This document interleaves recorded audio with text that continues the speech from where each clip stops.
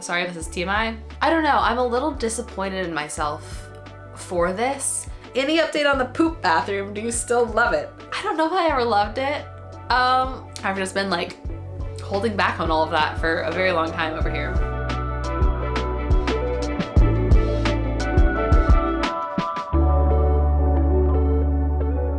Hi friends, how are ya? Welcome back to my channel for a chill, chatty, casual, sit down, connect video. I feel this way about my friends in real life. I am not a texter. Like, for me, texting feels like work and it doesn't really feel very connective. And honestly, I've gotten to a point, I wish I wasn't this way, but I'm pretty bad at responding to texts. I'd much rather have a FaceTime or a call or meet up with someone in real life, because that to me feels like, oh, okay, we can like talk. So let's get into this video. As always, I ask on Instagram stories because that's just the easiest way to gather things, and I took some screenshots of some questions that y'all have asked, and I have them right here. Let's get into your questions and let's just hang out for a bit. Make yourself a matcha or a coffee or whatever if you're just sitting, resting, vibing. First, going off birth control update. I had a lot of people ask various versions of that exact same question. I, at the time of filming this, am officially off of birth control for 5.5 weeks now, and I have had one first period back. Sorry, this is TMI. I got off of birth control just kind of as a way to see how it would affect my body. I don't really know my body off birth control. I've been on birth control for the greater part of the last 6 years. Like, I took a couple little month or two breaks here or there, but otherwise I've been on it. And I was just getting such constant flares for my lupus on my neck that I was like, I'm just gonna see what happens. And eventually I obviously want to like learn my cycle and be off birth control for a while before trying to get pregnant too, and a few years down the line. So that's kind of why I got off, was kind of experimental, see how I feel. Physically, I have felt a lot of different symptoms. Emotionally, I have felt like I've had way more emotions as opposed to just being on a consistent dosage of hormones always. And now my emotions feel a little bit more out of my control. Like, some days I'll be randomly sensitive and emotional for no reason, and that feels like unlike me. Physically, my first period back wasn't as bad as I thought it would be. It felt like how I remembered it. It wasn't like extra light or extra heavy or anything like that. So that's a good sign. It's just like the mental emotional part of messing with your hormones, but I'm sure that like I'll even out. It's just a big change all at once. So it's been the most noticeable thing. This is just a fun question. Someone said, can you share where you stayed in Maine for your honeymoon, because they're planning a trip there? We stayed in 2 spots. One was a splurge and one was like pretty reasonable for how nice it was. And honestly, if I did it over again, I would have just stayed at the reasonable spot because I had just as much fun. But the really expensive like honeymoon worthy spot was called the White Barn Inn, and that's in Kennebunkport. And we rented our own cabin there. They have like rooms inside this old house where they have a cabin, but it wasn't super resorty in terms of like amenities. It was just 5-star service. Like, they come bring you fresh coffee and cookies every morning, and like they leave you like wine and like chocolates and like light your fire for you and things like that at night. So that made it expensive. The spot that I would totally recommend, because I think it's fair for the price, was called the Blind Tiger. They're so cool. They're basically like a bed and breakfast vibe. They'll have breakfast in the communal lobby, and like the downstairs of the house is all communal. So there's like dining rooms and dens and whatever, but then you have your own private room, and it's just a really cool vibe. Highly, highly recommend it. Okay, this is sweet. And I had a lot of people ask like, how is marriage going? How have your dynamics changed? This person said favorite part of being married to Jordy. And this is something that I've been thinking about a lot, and like, I don't know, I'm a little disappointed in myself for this. And that is me just like really holding back online with talking about and showing how absolutely obsessed I am with him. Like, I just want to say it right now. I am obsessed with my husband, and just like talking about him really makes me tear up. I don't know, maybe it's my hormones. Maybe it's that I'm an emotional person.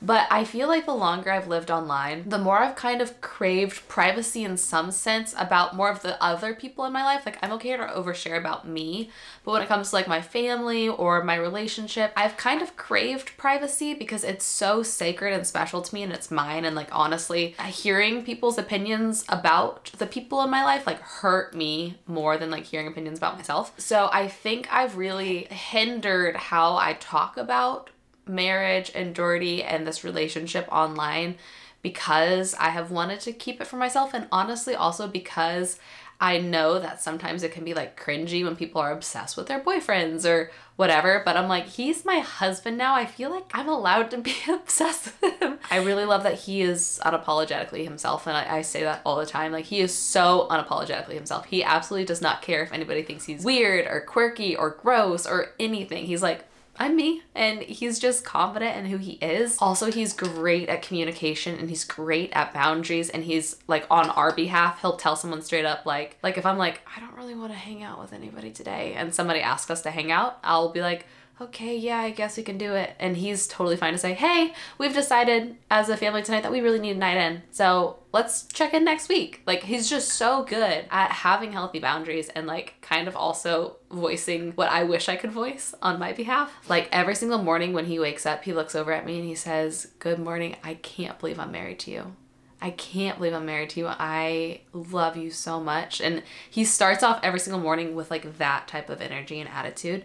And he wakes up and he rolls out of bed. He tries to beat me to everything, takes out Max, feeds Max, makes me latte, brings me latte in bed, takes my Stanley, fills up my Stanley with water. And then he knows I love coffee time in the morning, so he carves out like 45 minutes every single morning to have coffee time. He loves to use the word connect. He's like, hey, I'm really craving just time to connect with you. And he'll sit down and we'll talk about our day and we'll laugh and he'll pray for us. And like, everything that I never thought I could have in a partner. He is everything I've prayed for my whole life, and I can't believe I got a second chance in my life to be married to someone like him and to be supported the way that he supports me and just encourages me, and that we get to build this life together. And it's crazy how when I was in previous relationships, I liked the idea of kids, but I couldn't really see myself having a kid. And I think it's because I knew that like having a kid with this person, all the work would be on me. I don't think the dynamic would be healthy. And honestly, I don't know if I want more of this person in the world. And with Jordy, I'm like, I want more of this person in the world so bad. And I know he's going to be such a fantastic father and partner through all of that. And it's made me like really want kids, which is crazy for me because I haven't felt that in me before being married to someone like him. How are you? Would you consider doing a podcast? I screenshotted this one next to that last one because this kind of goes hand in hand with what I was just talking about. Jordy really wants to do a podcast. He really does. He thinks that we could bring a lot of just like interesting conversation and insight and value to relationships and marriage and things like that. And so we've been recording some trial episodes. We've probably done like 5 now, just kind of like seeing how we'd want to format it and how the vibe is and just kind of like figuring out what it would be like before we commit to it. I have had some hesitation for the reasons I've previously mentioned of like, this is so sacred to me. I don't know if I want to share more of us as a couple on the internet. I'm open to it. I love podcasting with him. I've been like loving to do it just to have an hour in the workday where we get to hang out, but I'm not so sold on us committing to the idea. So we'll see how that comes into play with just more trial and error. But we have 5 episodes now that maybe no one will ever hear. And another relationship question. This one says, do you feel like you've healed from your previous marriage? And I feel like I've talked about this before, and I just think it's an interesting thing to kind of touch on and check in on as I continue to grow and evolve. And I would say in terms of like the everyday hurt and thinking about what I had gone through, I definitely say I've healed and I've moved on. I don't even hardly think about it, but I will say the thing that I think is a sneaky version of maybe not being healed is I have built like habits or maybe self-limiting beliefs about myself or things that I'm afraid to voice over the 6 years of being in an unhealthy relationship and marriage during the most formative years of my life, late teens, early 20s, that I don't realize were bad habits rooted from that relationship that I'm still continually working on. Jordy will call it out a lot of times where I'll kind of be like, I don't want to do that because I don't want to make this person mad. And he'll be like, hey, normal people wouldn't get mad about that. I think that you maybe have been conditioned to believe that you're a bad person if you stand up for yourself in that way because previously maybe you would have been met with backlash, and it's not like that. You're safe to do that here. He'll like voice things like that to me often to where I'm like, oh shoot, I do probably still have some like baggage and really just like maybe unhealthy thought patterns and habits because of that marriage. But I'd say with like how my heart and brain feel, I feel like I've been healed from it in that sense. What do you plan to do with culinary school education? I think you might have just seen the vlog where I have decided to move forward with the application and the interview. As of filming this right now, I have not found out if I get accepted. I think I find out tomorrow. which is crazy. So I don't even know if I'll be accepted into the full diploma program, but I do want to talk about all of that in a future video as I decide if I'm going to do it or not. Because there's still conversations that need to be had. But hypothetically, if I did do it, let's talk about what I would plan to do with it. I honestly have always had a fascination with food media. Of course, you could see it before I even started YouTube. My biggest dream was to work in food media, was to work for Tastemade. What I would love to do is legitimize myself to step back into that career, to potentially work for other networks or myself, being on camera and producing content that doesn't solely revolve around me and my life. Especially as I continue to get older and near the likelihood of having kids in the next few years.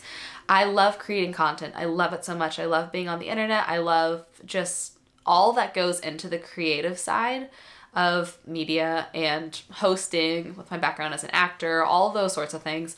And I've just been thinking long and hard about like what I want for my future family when I have kids and how do I protect them. The thing is I love vlogging. I love vlogging so much that I could see myself continuing to vlog when I have kids and just vlogging without them. But if I'm a mom, I won't be able to do that as much as I'm doing now.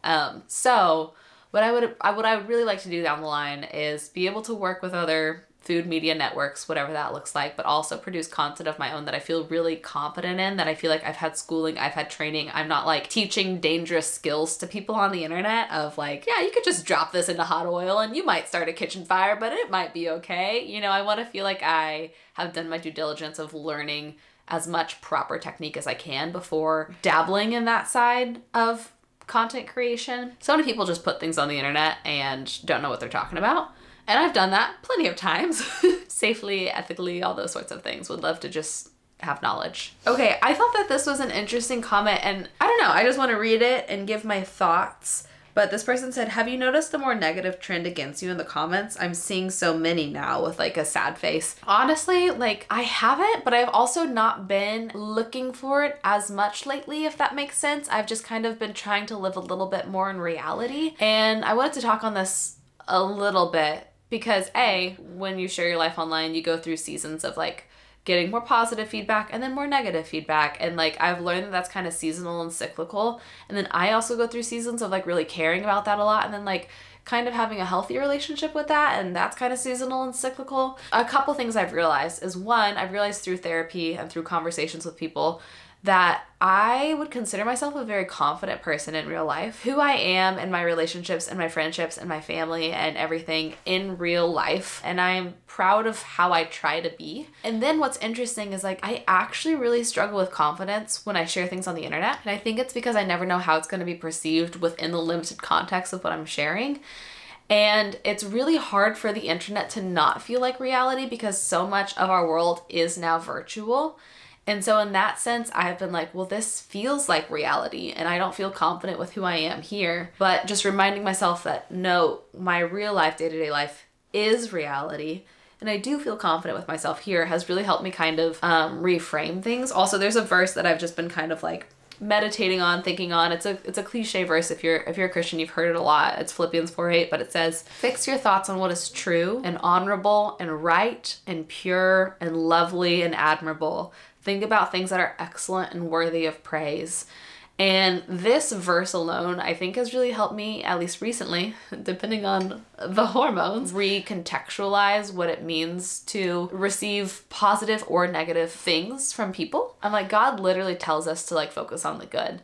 And if I remind myself that every morning, then I have a much healthier relationship with the internet and with social media and with all of that, because there are so many incredible, kind people here, you right now watching this. There's so much goodness, and I don't want to focus on things that will keep me from wanting to continue to connect, because I think it would be doing a disservice to the people who are kind and supportive. And also, I keep in mind that I am guilty of being the most silent viewer ever. I have so many YouTubers and creators that I watch consistently and have for years, and I don't know if I've ever once commented on any of their videos, which honestly, shame on me. I need to like hype them up and tell them like, hey, you're doing great, thank you for sharing your life. But I simply don't do that.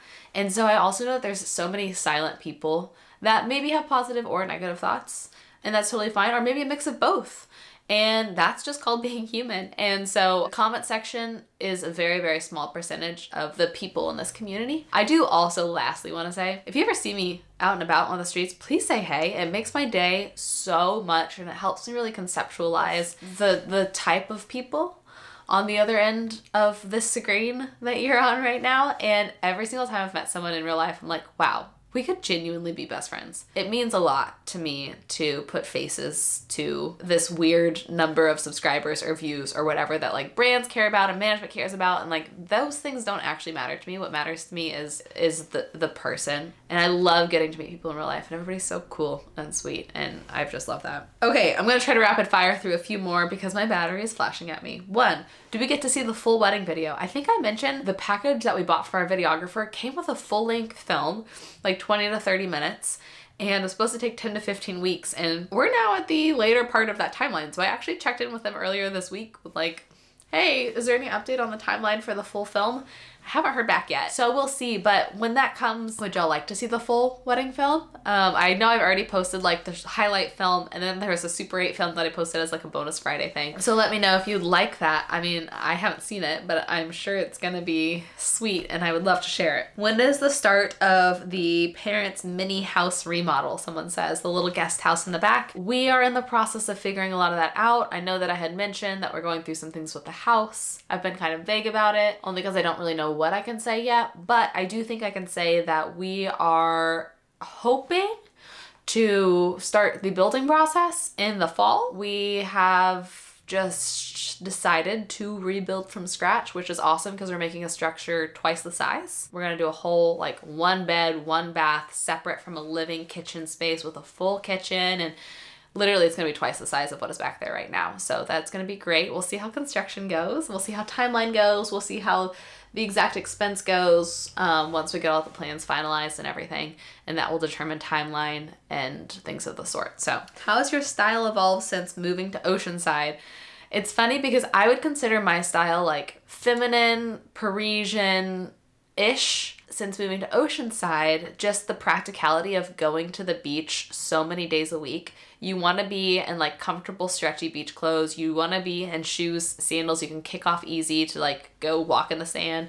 So my style has evolved to be a little more like casual, linen, stretchy, neutral, sandal flats. But my style to my core is like cute little heels and like, I don't know, vintagey, girly types of things. So I feel like I haven't quite figured out my style yet, because like I want to be wearing things like this, but you can't really wear things like this to the beach. And also, as my body has been changing, I kind of feel like I don't have a ton of things that fit comfortably right now in terms of especially bottoms, skirts, pants, things of the sort. So I don't know. I feel like I am due for a style audit soon. I've been living in stretchy pants and cardigans because that's just what's comfortable and practical. But I'd love to kind of figure out my style more and figure out things that fit my body. So maybe we can do that as a video soon. I just honestly don't want to like get rid of perfectly good clothes just because they're a little uncomfortable on me right now, because my body has fluctuated so much over the last few years. I'm like, well, what if then this fits me again in 6 months? And it's so expensive to like get rid of clothes and get new clothes. We'll figure it out. We'll figure it out when we get there. Any update on the poop bathroom? Do you still love it? I don't know if I ever loved it.